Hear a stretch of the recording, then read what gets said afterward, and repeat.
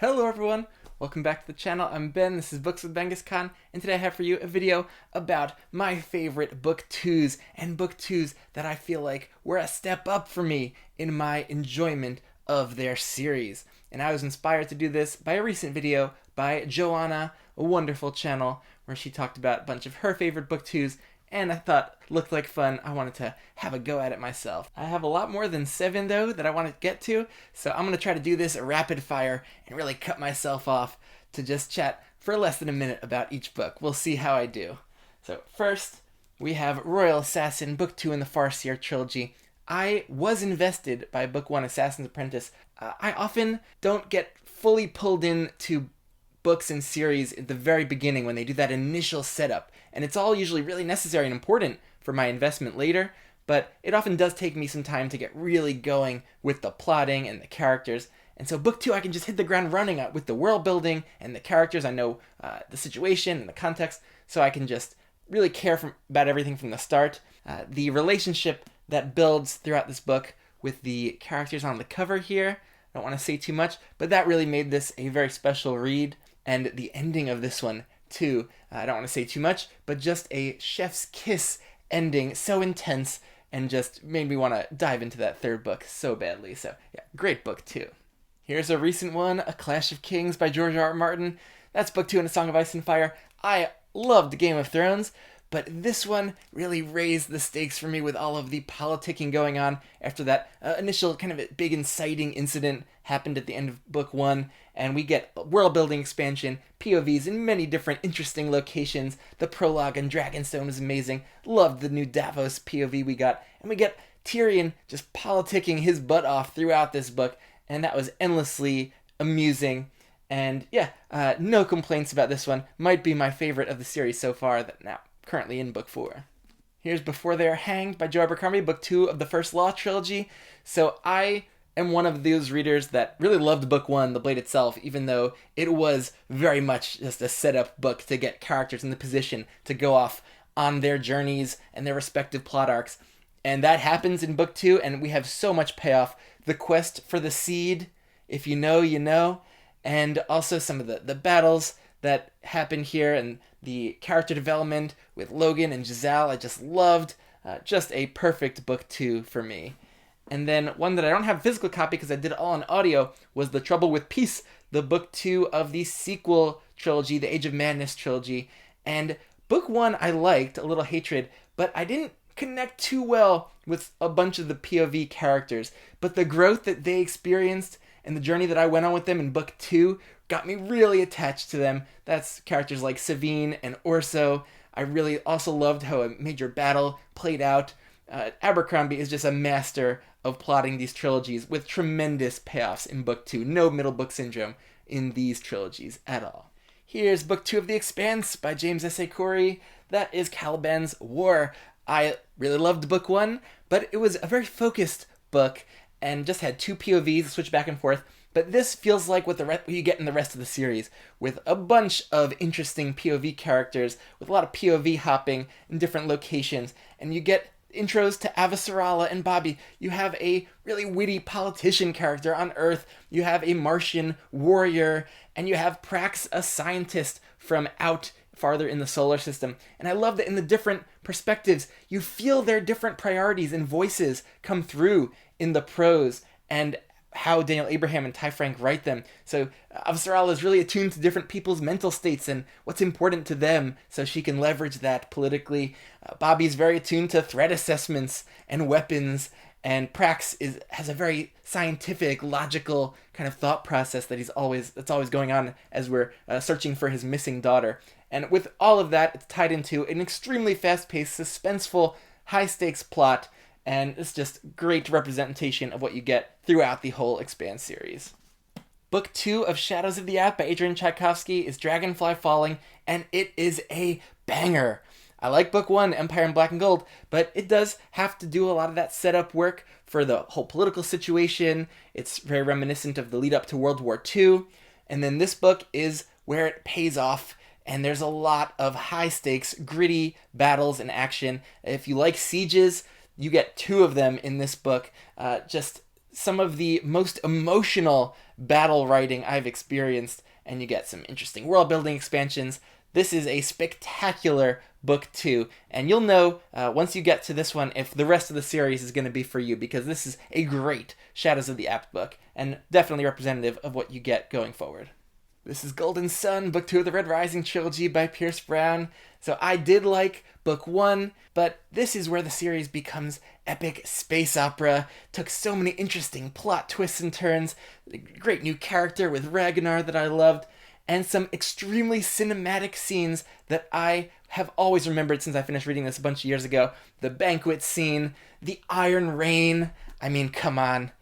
So just a gripping, just thrill ride of a book is Golden Sun.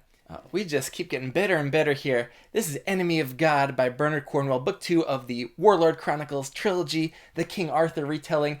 Book 1, the beginning, was a bit of a struggle to get into the setting, to get the feel for the narrator, Derval, but about halfway through I was definitely hooked.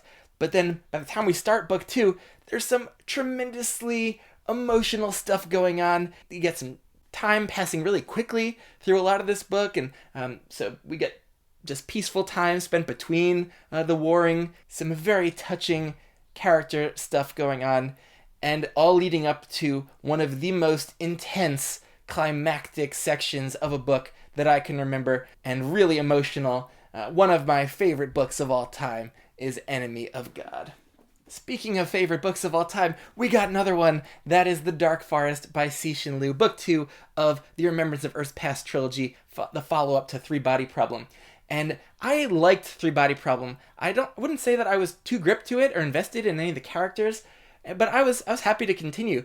But that all changed with The Dark Forest, because I finally really cared about one of the main characters, and a lot of that heavy plot setup that book 1 accomplished pays off spectacularly in book 2 with just a very suspenseful plot that culminates in a moment that is one of the most oh crap moments I've had in my entire life. It had me just utterly aghast at what was happening. So many different emotions. An ending and the book title that ties into that has stuck with me since I read this in 2017 and reread it, I think, just in 2018. Something I still think about very often. And I reread the series, but just kind of skipped to book 2 and 3 because of the way things pick up here, and just had me captivated. Another book 2 that was a step up from book 1 was The Great Hunt by Robert Jordan. It's book 2 of The Wheel of Time. So I did enjoy most of The Eye of the World. It was definitely a slowish kind of setup to the whole series, and book 2 picks up in an interesting location with a quest plot that is very suspenseful and took some very unpredictable turns that I didn't expect this series to take. And it has one of the most memorable chapters in my life, the flicker scene. And did not expect things like that to happen in The Wheel of Time. That seemed a little bit experimental and outside of the norm of epic fantasy. That scene chapter blew me away, and then an ending that was just so big and epic fantasy kind of ending, which I just couldn't have loved more. Some really dark stuff happens in this book, but just gripping from start to finish. Here's a recent read, that's Jade War by Fonda Lee. It took me a little time to really get into Jade City, but it clicked about halfway through that one, and this one picked up right where that one left off, and it honestly was a bit more focused on characters that I connected to more, and did a bit of a world-building expansion that allowed me to breathe a little bit from the very claustrophobic feel of the Janloon setting. And I loved everything this book did, the direction it took the series. I cannot wait to read Jade Legacy. I think a lot of people will feel the same way about this one. That is Valor by John Gwynne. So I loved Malice. I do like that start to the series, but this one picks up and it takes you on the roller coaster ride that never lets up to the end of the series. And we have a new POV character that becomes a fan favorite for many, and there's a plot that I just love that is the kind of slave pits, fighting pits, gladiator kind of plot.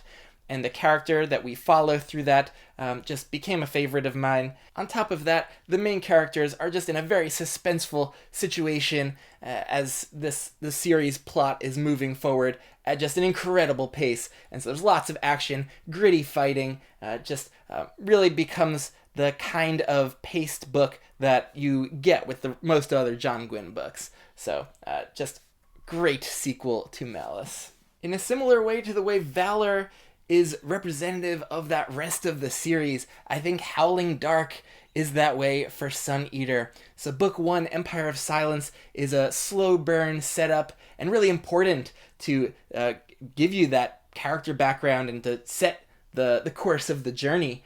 But Howling Dark is where this series becomes what it is, which is mind-blowing sci fantasy. And so I didn't love the beginning of this book and the way that the time jump was handled from book 1, but after that rocky start and we get to where this book is going, it is incredible. And we meet this character who is just an awesome, long-lived character. It's written so well. And we get some interesting character moments where characters are kind of in limbo and waiting around. And I just love how Rockio handles those quieter plot moments. And then all leading up to one of the most jaw-dropping climactic sequences I've ever read. Just jaw on the floor for a few chapters there towards the end of this book. Just takes some unpredictable, just mind-blowing turns. And very, very representative of what you will get in all the books going forward from this. Next, I have Deadhouse Gates, Book 2 of Malazan, Book of the Fallen by Steven Erikson. So I did like Gardens of the Moon, but I feel like the reading experience of Deadhouse Gates is more representative of the rest of the series, where you're not just completely adrift in a plot that you can't really wrap your mind around and have no anchors for in terms of understanding the context or the situation and motivations. And so, my Gardens of the Moon is like you're just adrift at sea, but here you do follow some of the same characters, and they're coming to this other continent, and they're new to this place, so you're seeing events unfold through their eyes, and it's explained more clearly because of who the POV characters are. And you get the historian, observer POV character with Duiker, who I really connected to, and you see some epic, really deep things going on with Coltane and the Chain of Dogs, and just lots of things that I got heavily emotionally invested in, including Fellison's plot, but lots that I latched onto in a way that I didn't in book 1. And so this is where I really got super invested in the series and just hooked and sent me on my way through the next whole bunch of books. Here's a book 2 I don't hear too many people talking about, but they should. That's Fires of Vengeance by Evan Winter, book 2 in The Burning, the follow-up to The Rage of Dragons. So this book, I think, is a big level up in Evan Winter's writing, and I hope if people didn't connect too well to Rage of Dragons that you give book 2 a try, because book 1 is a little one note. I still really liked it, but Tao, the main character, is on this real vengeance kick. The rage in that title is really that defining note of that book and the character. But here, things slow down. The character work, I think, becomes more nuanced, and the relationships between different characters are much more nuanced than in book 1. The action is extremely compelling, and we get less of it, though. I think there's more variety to the pacing than in book 1, and the more we learn about the magic system, and we see more of that going on, is so interesting, and it's set up a really compelling last half of this series that I can't wait for. Future Ben cutting in here to add in one more that I had missed when I was looking over my shelf. That is Red Seas Under Red Skies by Scott Lynch, book 2 in the Gentleman Bastard sequence, and this might be the single biggest step up that a book 2 has ever taken for me, because I was close to DNFing this series. I did not particularly enjoy my time with The Lies of Locke Lamora, even though it was witty and clever. I just didn't connect with the plot and the characters, and the setting even, but all that changed with this book. This might be one of my more unpopular opinions in this whole video, because book 1 gets so much love and the sequels not so much. I found the settings more interesting for me in this one. I appreciated that flashbacks were less prominent and at a certain point just cut out completely in this one. I also appreciated how the really overpowered Bonds Magi are taking a back seat throughout this book, because I really did not like their effect on everything in book 1. And yeah, this plot was just easier for me to get invested in, and I connected with the characters too. So everything just clicked in a way that it did not in book 1, and can't wait to continue this series now. Future Ben here, because I might not do another video like this again, so I want to make sure I fit in everything that could fit. And I still had 2 more that I had forgotten about since I read them so long ago. But wanted to mention book 2 of the Murderbot series by Martha Wells. That's Artificial Condition. So the first book, All Systems Red, definitely did not get the hype with that one. I thought the writing was a bit muddled, hard to understand what was going on, all the different points, and it was just Murderbot interacting with the human crew. And I think Martha Wells doesn't do a great job with the building distinctive human characters in this series. But in book 2, you get Murderbot spending a lot of time interacting with another non-human intelligence, and that's when these books really start to sing for me. And that is more representative of the rest of the series as well. So a huge step up with book 2 there. And here's Throne of Jade, book 2 of the Temeraire series by Naomi Novik, which is an alternate historical fiction type series where dragons are involved in the Napoleonic War era. And this book was a great world-building expansion. We travel to China, where Lawrence's dragon Temeraire, his family lives, and they're integrated into the royal court there. And so they're going on a diplomatic mission, also to see the family. And book 1 was okay. It's where Lawrence and Temeraire meet and initially bond.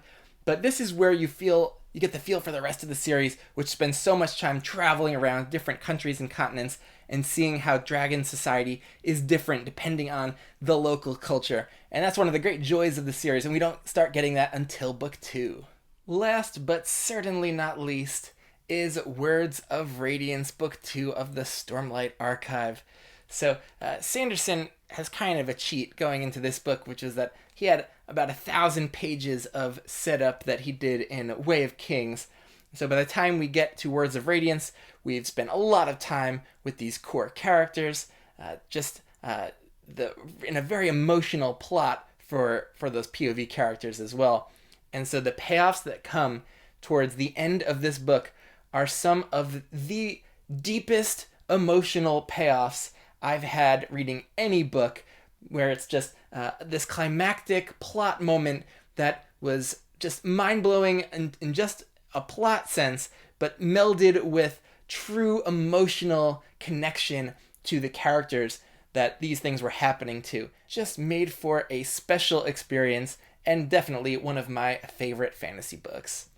Alright, so those were all book 2s for me that stepped it up in terms of my engagement and investment in their respective series, and definitely did not find any second book, middle book syndrome with these. And hope if you've also read these that you've loved them as well. So let me know which ones you agree with me on, or any that you disagree, or any that make you excited to try that series. So yeah, I'll catch you later.